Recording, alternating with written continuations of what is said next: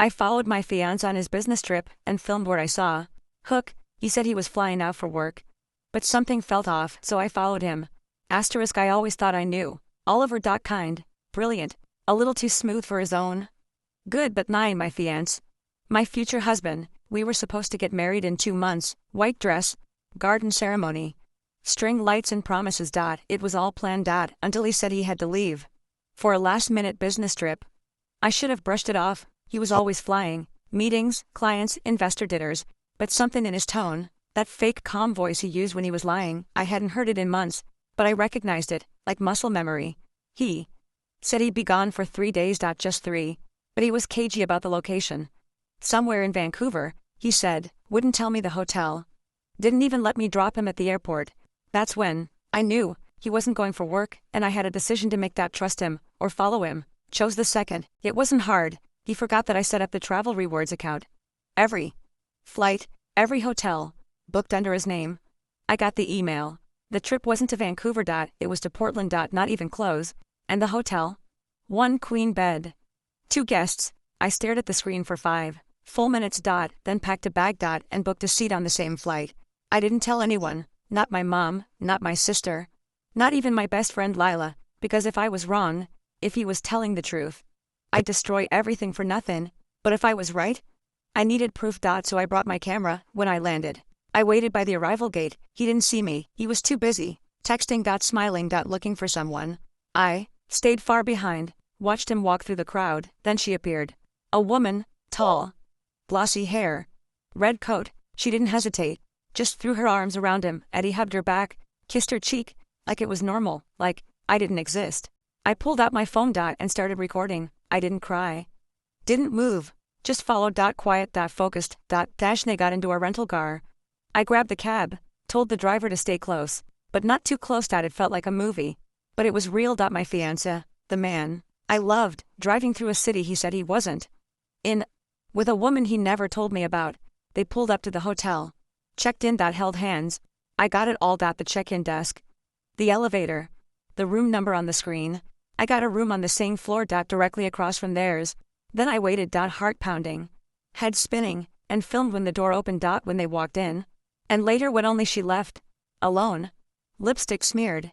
Hair messy. I knew what happened. I didn't need to guess. I watched her go. Then, I walked up to their door. Stood there, for almost 5 minutes. Not knocking. Not crying. Just listening, and recording. Every second. I didn't sleep that night. I stayed in my room, watching the footage again and again. Zooming in, rewinding, trying to feel something. Anger, hate, rage. But I felt nothing, like I was floating above my own life. Like it wasn't me being betrayed. Just a story, playing out on a screen. The next morning I followed them again. Brunch, a park, a bookstore. They looked so happy. Like a couple in a rom-com. She kissed his shoulder in line for coffee. He paid with the same card we used for groceries. I nearly laughed. It was all so ordinary. So cruelly normal. That night, they ordered room service. I filmed the tray being delivered. He answered the door shirtless. She walked up behind him, wrapped in a robe. I filmed that too. Everything. Every detail. And then, I packed my bag, checked out, and left. I didn't confront him. Not yet, because I needed a plan. Not for revenge, but for freedom, for escape. I flew home, didn't answer his texts, didn't return his I miss you voicemail. Just sat at my desk. And watched the footage one last time. Then made a copy, backed it up 3 different ways, because if he tried to twist it, to gaslight me, I'd show him the truth. 3 days later, he came home. Smiling, flowers in hand. Trip was great, he said. He leaned in to kiss me. I pulled back and said 6 words. I know you weren't in Vancouver. His face changed. Just slightly, but enough. I could see the panic bloom. What do you mean? I held up my phone. Pressed play. Let him watch himself laughing with her in the elevator, and I said, you don't get to lie anymore, because I filmed everything.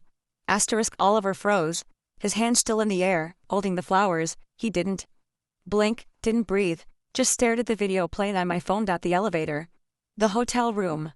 The kiss on her cheek. His face turned pale, like all the blood had left. He opened his mouth, then closed it, like he couldn't decide which lie to pick. I didn't move. Didn't speak. Just held the phone in front of him. Then paused the video. And said, how long has this been going on? He stepped back. Set the flowers on the table. Then said the thing I least expected. It's not what it looks like. I laughed, actually laughed. It came out too loud. Too sharp, because it was exactly what it looked like. He started pacing, rambling. She's just a friend, someone I knew from college. I didn't want to worry you. She's going through a rough time. I was trying to be there for her. I sat down on the couch. Calm. Too calm. And said, you booked a romantic weekend. For your old college friend? He rubbed his face, then finally said it. We've been seeing each other for a while, but it's not serious. Like that would fix it? I felt the words slice through my chest. For a while. So this wasn't a one-time mistake. This was deliberate, planned, protected, lied about. You were going to marry me, I whispered. He nodded. I still want to. I blinked. You cheated, lied, hid it. And you still think we're getting married? He dropped to the floor, knees on the rug. Voice low. Begging. Double quotes. Zara, please don't throw this away. It didn't mean anything. I stood up, grabbed the ring from the counter, and held it out. This meant something. You're the one who threw it away. Then I dropped it into his hand. And walked out the door. I stayed with Lila that night. Told her everything. She gasped, cursed, cried for me, then poured wine. I'll help you torch him, she said. I smiled. But I didn't want fire. I wanted silence. Control. Power. And I had it. The next morning, I called the wedding venue. Cancelled. Called the caterer, the photographer, the DJ. I didn't explain. Just used the word postpone. But then I did something bolder. I called the guest list organizer and asked her to send a change of plans email. To everyone. But I wrote the message myself. It said, due to a recent discovery of infidelity, the wedding between Zara Malik and Oliver Ford has been permanently cancelled. Thank you for understanding. I added the hotel footage as a link. Private, password protected, but real. Lila gasped when I told her. You're going nuclear, she whispered. I nodded. I'm done protecting him. Within hours, the calls started. His sister, my cousin, his best man, even his mom. Some were shocked, some were furious, but most silent. They knew, or guessed. Or weren't surprised. Then came Oliver's call. I ignored it. He texted, please don't humiliate me like this. Too late. He humiliated me for months. He cheated. I documented. He lied. I published. But then came the part I didn't expect. The woman from the hotel. She messaged me. Her name was Candace. She wrote, I didn't know you existed. I thought he was divorced. I'm so sorry. I didn't reply. Not at first. But I clicked her profile. Saw her photos. And I realized something. She wasn't evil, just deceived. Same as me. A week later, we met for coffee. It was awkward. Painful. Necessary. She showed me texts. Photos. Receipts. Dates. That overlap with mine. Vacations. Birthdays. Anniversaries. He gave her the same bracelet he gave me. The same speech. The same fake promises. I almost threw up. He said he was single. She whispered. He said he hadn't loved anyone in years. I blinked. He proposed to me while seeing you. Her eyes filled with tears. We sat in silence. Two women. Same lie. Same man, same betrayal. We stayed in touch after that. Not friends, but all eyes. She agreed to testify if I needed her. Because I didn't just want to be free of Oliver. I wanted to make sure no one else fell for him again, and I had an idea. Oliver worked in marketing. High profile. Public. Facing. I knew he cared more about his image than his morals though, so I launched a blog, anonymous at first. Called The Business Trip Diaries, and I published the story. Edited videos, screenshots, voice notes, redacted names, but people guessed. They always do. The blog exploded. Thousands of shares. Women writing in with similar stories. Men too. It wasn't just Oliver. It was a pattern in this world. Charm, manipulation, control. I didn't just out him. I created a movement. Soon, I was invited to speak on PODCA, SDS. On relationship forums. Radio. TV. N. I said the same thing. Every time. When something feels wrong, listen, ask, look deeper. And if you need to film it to believe it, do it. Truth over loyalty. Every single time. Then came the big one. A publisher reached out, offered me a book deal. They wanted my story, the pain, the escape, the footage. All of it. At first, I hesitated. It felt too raw. Too fresh. But I realized, if my pain could help someone else avoid it, it was worth it. So I said yes. Oliver, meanwhile, disappeared from the public. Lost his job. His face scrubbed from company sites. His LinkedIn deleted.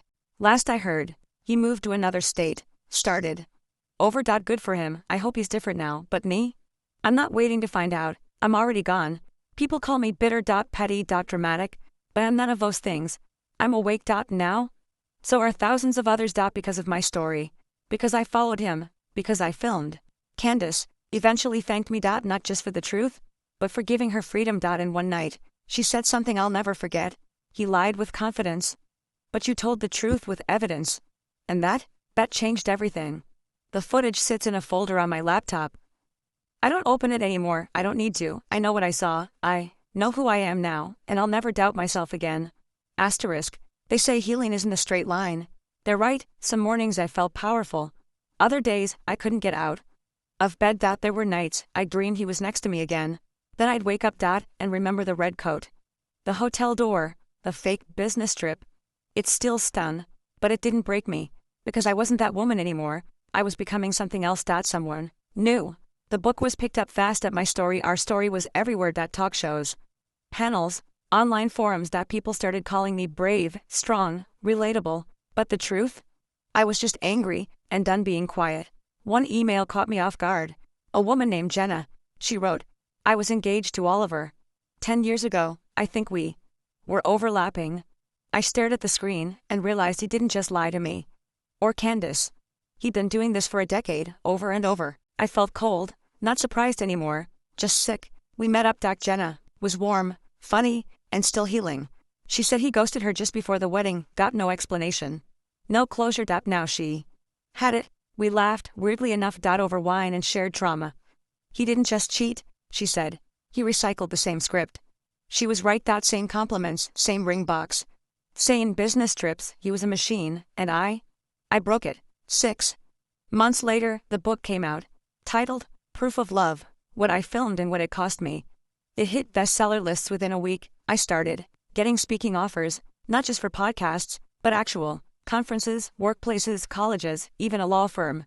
They wanted me to talk about evidence, about intuition, about not staying silent. So I did. One college girl came up after a panel. Teary-eyed. Said her boyfriend often lied about study sessions. Always turned his phone face down. Would disappear for weekends. She didn't want to believe it. But my story pushed her to. Check. She found the texts, and the truth. She hugged me, said I saved her. I didn't know what to say. Because I didn't feel like a savior. I was just a woman who pressed record. Back home, I got a new apartment. Clean, bright, no memories. I painted the walls a color you would have hated. Burnt orange. It made me smile every morning. Freedom looked like color now. Candace and I stayed in touch. We never became best friends. Something else. Sisters in survival. She started therapy. Took a solo trip to Italy. Sent me a postcard from Florence that read, I ate gelato and didn't think of him once. I framed it. Oliver. He sent me one last message, a long dramatic email, apologizing, blaming childhood trauma, saying I ruined his life. I didn't reply, just archived it, because closure isn't found in someone else's apology. It's something you give yourself. 1 year after the wedding was supposed to happen, I hosted a different kind of party. A Freedom Day celebration. Lila helped decorate. Candace flew in. Even Jenna sent flowers. There were no vows, no white dress. Just laughter, and a cake that said, thank God I didn't. After everyone left, I sat on the balcony. Alone. Happy. At peace. And I whispered something into the quiet night. Thank you for showing me, even if it shattered me. Because now, I know who I am without you. Months passed, the world moved. On. So did I. I started dating again. Slowly. Carefully. But this time, no fantasies. No blind trust. Just clarity. I wasn't bitter. Just better. One man I met, Elias, was different. Quiet, kind, asked real questions, listened, didn't flinch when I told him about the book. He said, you turned something awful into something real. That's rare. We're still taking it slow, but I smile more now. I don't record everything anymore, but I still listen to myself. To my gut. Because the first lie I ever heard was the one I told myself. He'd never hurt me. Now I believe my instincts first, and the rest follows. I look back sometimes. At the footage, the messages, the ring. It hurts, but it also reminds me, I didn't just catch a cheater, I caught myself before. I gave my life away. That's worth everything. So if you're reading this, if something feels off, if the stories don't add up, don't ignore it. You're not crazy, not jealous, not paranoid. You're smart, and maybe one recording away from saving yourself. I never got married, but I gained something bigger. A voice, a truth, a self I won't betray again. And every time I see someone hiding behind fake love, I remember what I told Oliver the last time we spoke. You can fake a smile, but you can't fake evidence. That's the end of my story, but maybe the start of yours. Don't be afraid to follow the lie. Just be ready to walk away from it, even if it means walking alone, because you're not weak, you're just done pretending. And that's where your real life begins. Asterisk, it had been 8 months since the video, since I follow him, since I filmed the truth that shattered my life. 8 months since I canceled the wedding, exposed him, and rebuilt from scratch. And now, something strange was happening. People started calling me not just a survivor, but a threat. It began with an email from an unfamiliar domain. The subject line read, "Cease and desist." My heart skipped. I clicked it open. Inside were 6 pages of legalese. From Oliver's lawyer, accusing me of defamation, claiming I had damaged his career, reputation, and emotional well-being. I stared at it. Stunned. Angry. Then I laughed. Because I had proof, video, photos, messages, and the truth doesn't need permission to exist. But I didn't ignore it. I sent the document to my lawyer. Yes, I had one now. Her name was Danny. Smart, sharp, exactly the kind of woman Oliver would have underestimated. She called me immediately. "This is a bluff," she said. "But we'll handle it." It wasn't just a legal threat. He was spiraling. He'd lost his job, his apartment, his second girlfriend. And now he wanted someone to blame. I became that target, but I wasn't scared, not anymore. What worried me more? The trolls. As my blog grew, so did the hate. Anonymous comments, DMs saying I ruined a good man. Some told me to get over it. Others said I made it up. One guy messaged, "Maybe if you were better in bed, he wouldn't have cheated." I didn't respond, but I saved every message, because I was building something. Second book. Not just about Oliver. But about patterns, lies, control. The women blamed for what men choose to do. And something else happened. A producer reached out. Netflix. She wanted to adapt my story, a miniseries. "I think people need to see what this looks like," she said. "We'll anonymize names, but the story stays raw." At first, I hesitated. It was one thing to write a book, but to put my face on a global screen? That was another level. Still, I said yes, because silence helped men like Oliver win, and I wasn't playing that game anymore. As filming began, I flew to LA, stayed in a hotel with blackout curtains and a vanity mirror I refused to use. Met the actress cast to play me. Her name was Noor. Funny, thoughtful, nervous about honoring my story. I told her, "Don't act like a victim, act like someone who finally woke up." She smiled and said, "That's who you are." Back home, I kept working, blogging, researching, speaking. One day, a message came in from Candace. She bet someone knew. They were engaged. "He's not flashy," she wrote, "but he's honest." I cried when I read that. Happy tears, because we weren't just surviving anymore, we were thriving. Then came an email I never expected. From Elias. The man I'd started dating months ago. We'd gone quiet. Life got busy, but now he wrote, "I saw the trailer, you look powerful. Just wanted to say I'm proud." I didn't reply right away. I watched the trailer again. My story, my words, played by someone else but still mine. It was surreal and terrifying. Then I received a letter. Handwritten. No return address. Inside was just a short message. "I hope you feel good. You ruined a life." There was no signature, but I knew it was him. Oliver. Still trying to haunt me. Still blaming me for his downfall. But this time, I didn't cry. I just burned the letter, watched it turn to ash in a steel bowl on my balcony, then went inside and kept writing. The show released in January. It exploded. Trending globally within a day. Thousands of people messaged me. Victims, survivors, women and men who had ignored red flags for too long. I couldn't keep up with the responses, but one stood out. A woman wrote, "Because of you, I checked my husband's second phone and found everything." She attached a photo, a selfie of her, smiling. Single, strong. My story saved her. And that meant everything. But fame comes with a price. Paparazzi started showing up at my gym. My email leaked. I had to move apartments. Start fresh again, but I didn't regret it. Because with each story I told, I took back what Oliver tried to destroy. My voice. And then months later, I bumped into Elias. At a bookstore. We both reached for the same novel, laughed when our fingers touched. It felt like a scene from a movie, but it was real. He looked at me and said, "You still drink cinnamon tea?" I laughed, "Only on healing days." He smiled, "Then let's get some." We sat in a cafe nearby, talked for hours. Not about Oliver, not about the past, about future dreams, books, travel. He asked if I ever wanted to write fiction. I told him maybe, but only after I finished fighting for women like me. He nodded. You're not just a writer, you're a warrior. I felt my cheeks burn, but I didn't look away. When I got home that night, I journaled something. Healing isn't just walking away. It's choosing yourself over and over, even when it's hard. I folded the page and slept peacefully. Months passed. The second book got picked up. Netflix greenlit a second season based on stories submitted by readers. I became a curator of truth, a collector of broken promises, and slowly, quietly, I built a life where I no longer looked over my shoulder. Oliver tried to sue me again. That it failed. Danny shut it down in one call. She told me, he's still trying to control your story. But he can't, not anymore. She was right. He had taken enough. No more. 1 year later, on the original wedding date, I held a live reading event, a theater full of strangers who knew me through pain and prose. I walked on stage. Held the mic and said I was supposed to be married today, but instead I married the truth. And it's been the most honest relationship I've ever had. The crowd stood. Clapped, cried, and I felt it. Not just closure. But celebration. Zara, the silent fiancée, was gone. In her place, Zara, the storyteller. Zara, the storm. Zara, the one who followed the lie and filmed her freedom. And this was only the beginning. The book tour was almost over. 12 cities. Hundreds of faces. Countless stories whispered to me after events.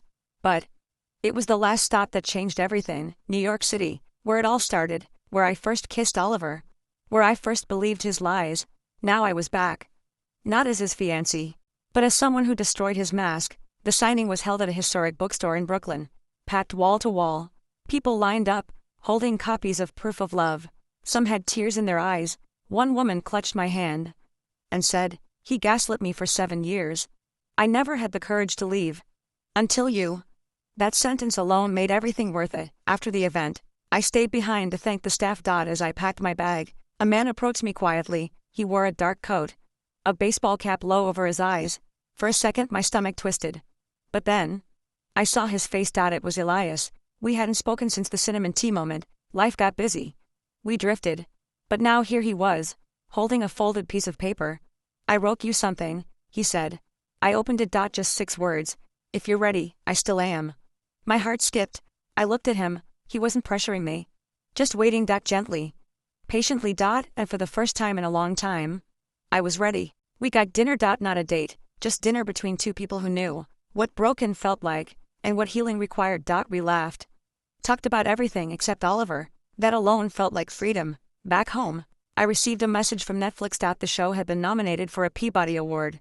I sat in stunned silence, from being lied to in a hotel hallway, to becoming a voice on a global stage.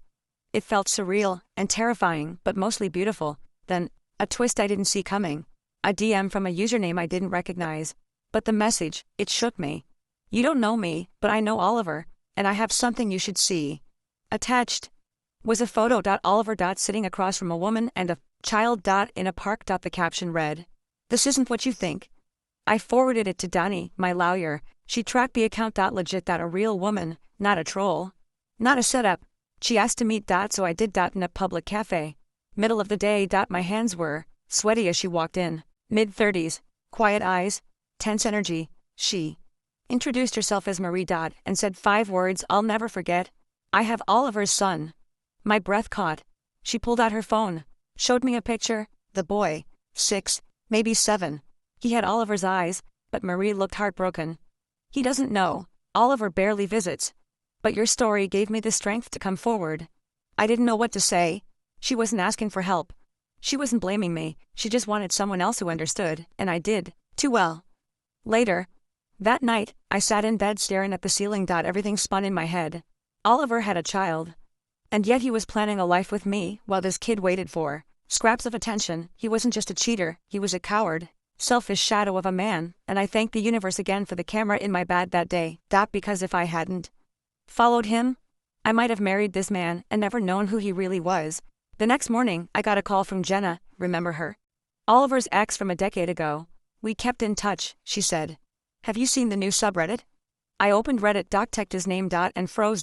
It was a support group for his ex's. 30-7 members. All women, sharing eerily similar stories, that same charm. Same lies, same exit pattern. He proposed to at least 4 of them. One woman claimed he stole money. Another said he faked a cancer diagnosis to manipulate her. It was a digital graveyard of deception, and I was one of the lucky ones, because I got out, before the wedding, before the baby, before the lies buried me too deep. I posted on the subreddit. I did that not as a victim, but as a survivor. I wrote, I filmed the moment my reality cracked open. It was painful. But now I use that footage to help others see clearly. If you're here, you're not alone. Within minutes, replies flooded in. He had created chaos everywhere. But now, we were connecting. We were louder than his manipulation. Meanwhile, Netflix greenlit a documentary. This time, I beat it. No actress. No script. Just me, telling the truth, unfiltered. The title. Record, rewind, rise. I liked it. It felt like my heartbeat in 3 words. I texted Elias later that night. I'm about to get a lot more public again. Just a heads up. He replied instantly. I'll be watching, and cheering. I smiled, because now, support felt different. Not controlling. Not conditional. Just safe. The next twist came via mail. A hand-delivered envelope. Inside was a wedding invite. From Candace. Yes, that Candace. The woman I saw Oliver kissing at the hotel. She was marrying someone else now, a good man. Her note read, you don't have to come. But I wanted you to know, you gave me the courage to start over. I stared at her handwriting and realized, we were no longer 2 women betrayed, we were rebuilt. I decided to attend. Quietly. Sat in the back row. Watched her say, I do. To someone who looked at her like she was the sun. I cried, but not from sadness, from joy. Because this was what love could look like, honest, gentle, real. Back at my apartment, I opened a fresh journal. Page 1, new ink, new chapter, and I wrote, he thought I'd stay broken. He thought silence would save him. He was wrong. Because the truth? You don't recover from the trail in a straight line, you spiral. Stumble, stand, speak. And then one day, you rise, not as who you were, but as someone stronger, someone awake, someone who no longer apologizes for holding up a mirror to the lie. It was quiet now, not silent, but peaceful. The kind of quiet that comes after a storm has passed, not because the world fixed itself, but because you rebuilt your walls. Brick by brick. Story by story.